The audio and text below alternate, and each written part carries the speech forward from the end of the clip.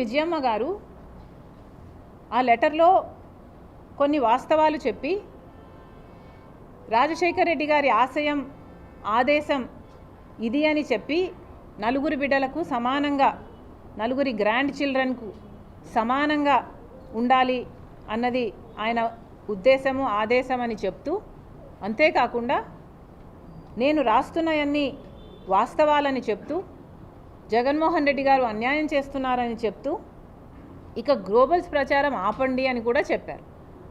పదే పదే ఆస్తుల విషయం మాట్లాడకండి, అసలు తెలియని వారు మాట్లాడడం ఎందుకు అని కూడా విజయమ్మ గారు ప్రశ్నించారు.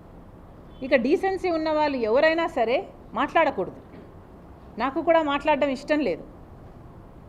కానీ ఇంకా వైసీపీ వాళ్ళు మాట్లాడుతున్నారు అంటే ఇక మొరగడం కుక్కల నైజం అనుకోవాలి.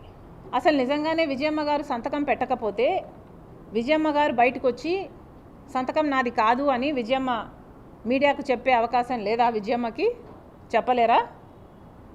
లేక జగన్మోహన్ రెడ్డి గారే ఫోన్ తీసుకొని అమ్మా సంతకం నువ్వు పెట్టలేదంటున్నారు, నిజంగానే సంతకం నీదేనా అమ్మా అని జగన్మోహన్ రెడ్డి గారు అడగలేరా?